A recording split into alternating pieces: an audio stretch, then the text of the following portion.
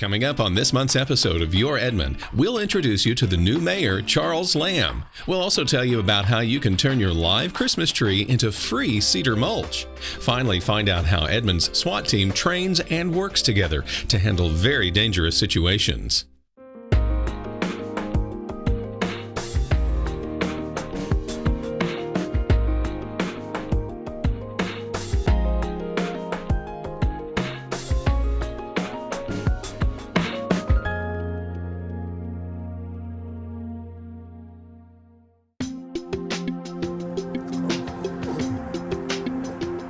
Hi, I'm Eric Smith, and have we got a great show for you this month. Today I'm enjoying downtown Edmond. You know, there's a lot to see and do here, especially during the holidays. The stores here are open and decorated, and what a wonderful place to come and shop, and sometimes you can even get free cookies and things like that from the businesses here.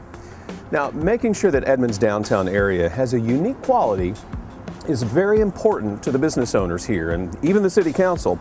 In fact, there have been numerous improvements in the downtown area over the past few years because of council and city staff.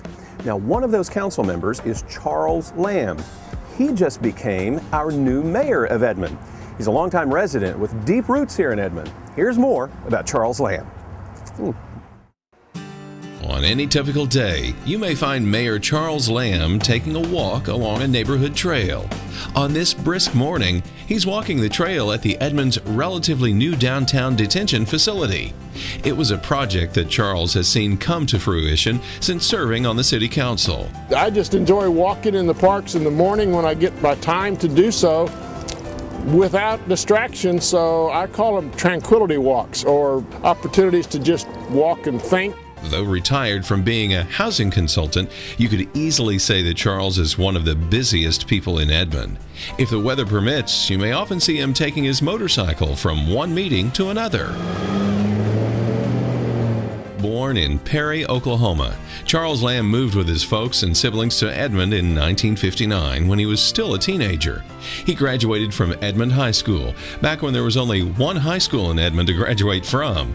He went on to receive an associate degree in liberal arts at Wentworth Military Academy in Lexington, Missouri. He also earned a bachelor's degree in history with English and business minors at UCO. Along the way, Charles also joined the Oklahoma National Guard. It was around this time that a military buddy of his decided to set him up on a blind date with a woman named Sherry.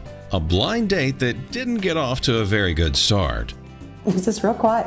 He's a student, and he stands back and he studies things before he ever talks. I decided to go out with him again, so I must have liked something. It must not have bothered me too much. 2 months and 8 days later, Charles and Sherry were married. They eventually had the opportunity to move into the same home Charles grew up in and were able to raise their 2 children there as well. Even today, their home is the hangout for the grandchildren as well. After graduating from UCO, Charles passed the civil service exam and went on to work for the Housing and Urban Development Federal Housing Authority. And my job was ultimately to deal with land development applications. So I dealt with community development issues, zoning issues, land use issues, environmental review issues, flood issues, all of the kinds of things that in Edmond are pretty significant with regard to our growth. And that experience is really what I brought or thought I could bring to the process of being a council member. Part of his duties involved speaking before the city council and planning commission. As he learned more and more about the planning of a city, Charles felt he could do more to help his community. I remember taking a walk one night, and he said, "What would you think if I ran for council?"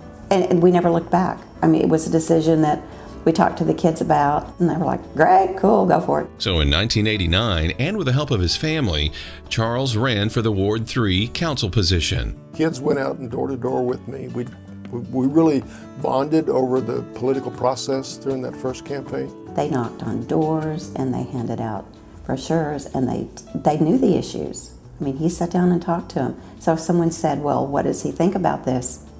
they could pretty much tell them. They learned very early in life that you need to be a public servant and you need to give back to the community. And that's been a big lesson he's taught them. It could even be one of the reasons why Charles' son, Eric, became one of the most dedicated public servants possible. Today, he is a police officer in Guthrie. Charles' daughter has also helped with community projects in Edmond. Though they worked hard during that campaign in the late 80s, Charles lost the election. But I drew some attention, and I got appointed to the Planning Commission as a result. Charles also served on the Edmond Economic Development Authority and spent 2 years on the Appeals and Adjustment Board. In 1993, when the Ward 3 seat opened, Charles ran again, and this time he won the election. In that same year, Charles was chosen to represent Edmond as the elector in the Oklahoma Municipal Power Authority Board. OMPA is the power provider for Edmond Electric. They have an 11-member board that represents all of the 39 member cities who also own their public utility. After serving 8 years as a board member, Charles was asked to be the chairman in 2001, which he's done ever since. It's been a beneficial experience and a fun experience because my board is made up of elected officials, other mayors, and city managers. So it's mostly a professional board, and we have a very focused mission, the low-cost, reliable power. Charles served the 4-year term as Ward 3 council member, but lost re-election in 1997. The election I lost in '97 was a bit more emotionally challenging for me because I wasn't ready to be done. I felt I was still able to give more, and I thought there was still quite a bit to be done. Even though he was no longer on the city council, Charles continued to serve on the OMPA board and volunteer his time wherever he could. He became directly involved with helping Edmond receive the Tree City status. The fruits of his efforts can be witnessed in March when Edmond students participate in the Arbor Day poster contest. Winners each year are presented with their awards at the city council meeting. I can't tell you how excited it is for me to see the things that the commission and the staff have done with kids, the art programs, and having those kids come in front of the city council, and the excitement around that is so personally satisfying. It's really hard to describe. Charles was also heavily involved with the Tomorrow's Edmond project, an endeavor that drew upon the help of over 200 volunteer citizens.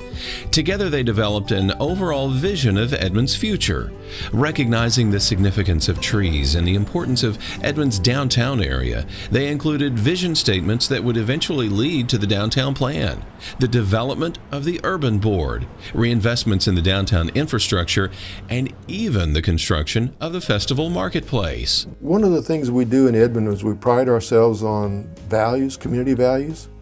The Tomorrow's Edmond project defined those. And so that's a place to go as a resource when you're saying, well, what would you do here? Well, you can look at that and you can get some guidance out of that. Charles was certain that he had more to do as a public servant, so he campaigned again in 2001 and won the election. There's a satisfaction in contributing to the fabric of this community and seeing the benefit or the outcome of the improvement or the change that you're working on manifest itself. It's a very, very satisfying thing. Though being a public servant takes motivation and dedication, Charles understands that support from family, friends, and especially his wife is necessary too. No member of the council can be an effective member without a partner that's supportive. I've missed probably less than 10 meetings in 14 years. I watch him all the time. I love him. For one thing, that's his life. And if I don't watch him, and if he doesn't talk to me about what's going on, then I miss out on his life. And so I choose not to separate that because that's a big part of who we are. In 2003, 2 years after being re-elected, Charles was chosen by the council to serve as the mayor pro tem, which is an office that, as it says, mayor for the temporary, and the charter says anytime the mayor is absent, the mayor pro tem shall serve in that position. So in 2011, when Mayor Patrice Douglas accepted a position with the Oklahoma Corporation Commission and resigned, Charles conducted the city council meetings. With Patrice gone, the remaining council would have to appoint a replacement. Being the current council member with the most experience, many felt Charles was the natural choice to replace Patrice. course, the council had to make that decision and make that appointment. Which they did on November 14th, 2011. I, Charles Lamb, do solemnly swear. Along with being called the mayor of Edmond, the chairman of the OMPA board, and many other names, his favorite title by far is Papa. Hey! And it's a great satisfaction to Nana and Papa to be able to have that time with these kids because they grow so fast. Oh my goodness. He is a marshmallow. In fact, his children will go, "Who is this man and where did he come from?" Because anything the kids want, he plays with them, he colors, he reads, he's fabulous. He's the coolest Papa ever. I love Papa. It's just a wonderful experience being a grandparent. And doing it all alongside his family right here in Edmond. It's my home. It's been my home most of my life. Not only the community, but the actual address. And the sense of security is so fundamental to that. I mean, whenever I leave on a city trip or any other trip, best part's coming home. Coming up on Your Edmond, find out more about Edmond's well-trained SWAT team on a new Edmond way.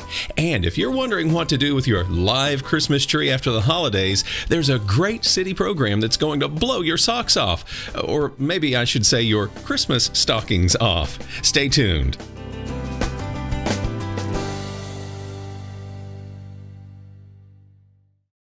Hi, I'm Captain Nikki Smith with the Edmond Animal Shelter, and I want to tell you about Chelsea, who's in need of a good home.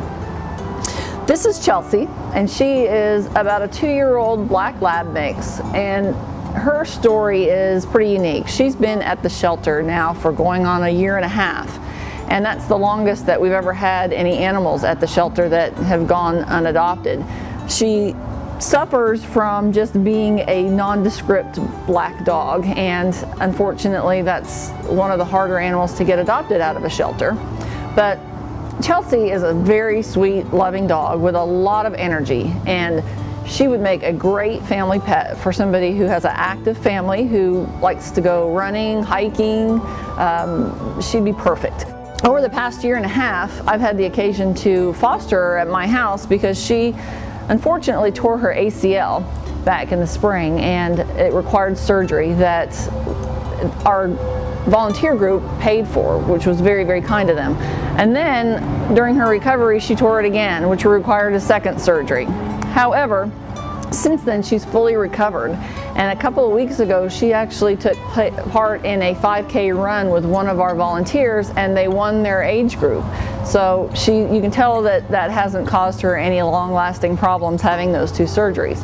Chelsea would probably do best in a home that didn't have small kids due to her activity level or her energy level. She would do best in a home that has other dogs, maybe her size, maybe a little smaller. Very small dogs probably wouldn't be suited for her, or cats. But if you have a couple other dogs that she could play with, she would like that a lot. So if you'd like to meet Chelsea or any of the other great animals here at the shelter, come visit us at 2424 Old Timbers. That's just east of Covell on I-35. Or you can visit us on the web at edmondok.com or call us at 216-7615. We look forward to seeing you soon.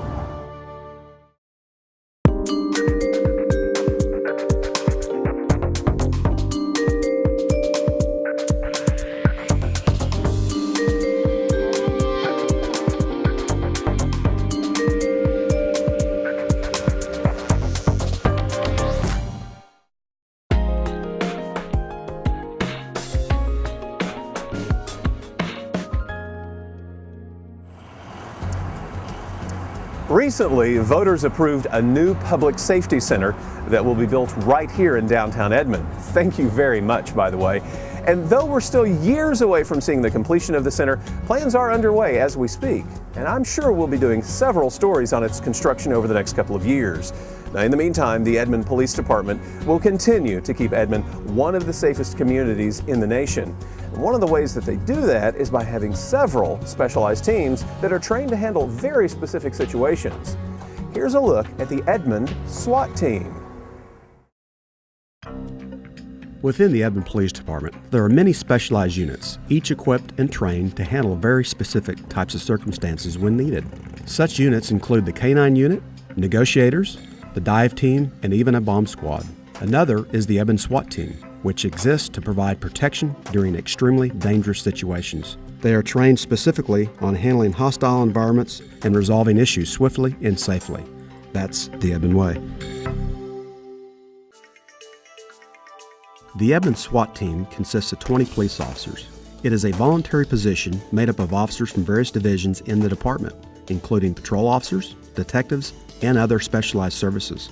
Though Edmond has one of the safest communities in the nation, at times there are dangerous circumstances where more manpower, equipment, and specialized training are needed. There's only so many patrol officers on duty, and if they get out on an extended barricaded person, then SWAT may need to be called out to take over that call.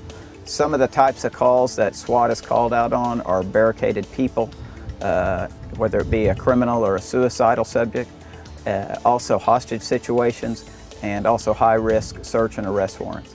These type of calls require good judgment and decision-making, especially under stressful situations. Training each month is essential. We shoot at least some firearms every month. We usually spend time as a team working different problems inside of a structure. Along with firearms training, the SWAT team also works on physical fitness exercises and decision-making drills. They are able to accomplish this in a controlled environment at the police department's training facilities. We train guys to make good decisions by putting them through scenarios that simulate stressful situations. And this is the place that we can learn. You get to know how other guys are going to operate and kind of how they're going to move and how they're going to work. You know people's strengths and you know people's weaknesses. So it's very important that we do train together. When that problem is faced with us in real life situation with someone that's intent on hurting us or someone else, there's not a whole lot of time spent making a decision because the decision has already been practiced. So that's the reason training is so important for us, because we spend hours and hours and hours training each individual problem as it comes up, so that when that problem exists in real life, we are already prepared to handle that issue, and we can do it without having to do a whole lot of deciding and taking time and everything, because that may be a very critical moment in someone's life, and that's not the best time to be deciding what you're going to do. You have to kind of react. That's why training is important. At the training facilities, patrol officers also take part in exercises throughout the year to broaden the types of scenarios that they can handle. There are so many highly trained patrolmen out there that a lot of times they solve a lot of the problems that a lot of SWAT teams would get called to do before we ever get a phone call. We have a little different gear. Our body armor is a little different. Our weapon systems are a little bit different. And our training is a little bit more concentrated. Jason Stearns has been a sniper on the Edmond SWAT team since it first formed in 2002. My main responsibility as a sniper is an observer.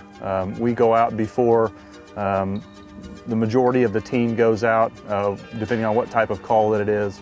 We'll go out in advance and we'll watch whatever location that the team is going to move to and watch for activity, watch for any kind of cars coming and going, things of that nature. But our main function is just to observe what's going on at the location or at the target location before the team arrives. This means that binoculars are one of the most important pieces of equipment for a sniper on the SWAT team. Other equipment used includes rifles, laser rangefinders, equipped vests, gas masks, and backpacks equipped with more than just extra ammunition. Got a little bit of food if we're out for an extended period of time, rain gear, water, just kind of the basics of what we might need while we're out. The best SWAT officers that we have are guys that make good decisions under extremely stressful situations, and that's what we're looking for in all our officers. There are people who are, I don't know, that have the capacity to hurt people, and then there are people that have the capacity to protect people, and then there are people who don't have the capacity to do either. And so I feel like I'm in the capacity to protect people, and what better opportunity can you have than at the most dire need of someone's life? That's what I want to be called. That's why I'm there. This video series was produced by the Edmond Police Department and the Cops Leadership Council. To learn more about the Leadership Council and its partnership with the Edmond Police Department, please visit edmondpd.com or call 359-4440. You can watch past episodes of The Edmond Way on YouTube. Just search City of Edmond, OK. You've probably heard of Edmond's recycling program, But have you ever heard of Edmond's tree cycling program? It's a convenient way for you to turn your live Christmas tree into free mulch after the holidays. Here's how it works. First, enjoy your Christmas tree. Oh my gosh, look at all those presents! Merry Christmas! Oh, another tie. Great. Then, after the holidays, you have 2 ways to tree cycle. The first way is to schedule for us to pick it up. Just call 359-4701 and schedule an appointment. How can I help you? Hi, can you pick up my live Christmas tree? Sure, what's your address? Next, place your tree at the curb, and sometime between January 2nd and January 6th, we'll pick it up. Thank you. That was simple. There's also a second way to participate. I do the first? First, enjoy your Christmas tree. Oh my gosh, look at all those presents! Merry Christmas. Wow, this toaster is a great present. Then, after the holidays, load your live Christmas tree into your vehicle. Ugh. Take the Christmas tree to either Hafer Park or Mitch Park and drop it off there. Thank you. And then the tree cycling begins. Each Christmas tree will be chopped and ground into free mulch, which you can pick up beginning February 15th. The mulch is first come, first served, so get out there fast to collect it. For the free collection, call 359-4701 and set up an appointment before January 2nd. Any pickup scheduled after that date is subject to the cost of a bulk collection. Also, be sure to remove all ornaments from the tree before it is collected or dropped off. Now, isn't that convenient? Take advantage of the tree cycling program this holiday season. For more information, check out edmondok.com. Well, that wraps up another episode of Your Edmond. I hope you've learned a lot. I strongly encourage you to visit our downtown area. Right now, I'm at the new Edmond Outdoor Ice Rink. Isn't this cool? Be sure and come by and check it out throughout the month of December. Find out more by visiting expressice.com. And remember, do your holiday shopping right here in Edmond. It's very important to support your local businesses and keep your sales tax dollars right here in Edmond. It's how we're able to provide great programs like the tree cycling program. Happy holidays, and we'll see you next month for another episode of Your Edmond.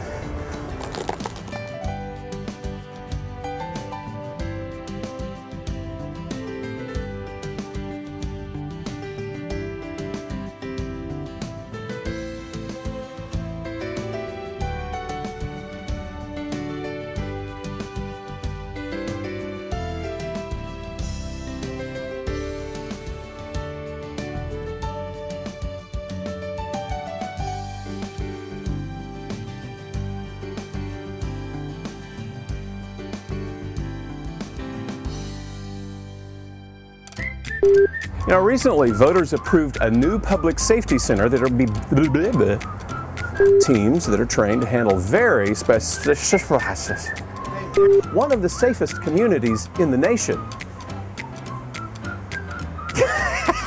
I love that. Well, that wraps up another episode of Your Edmond. I hope you've learned a lot.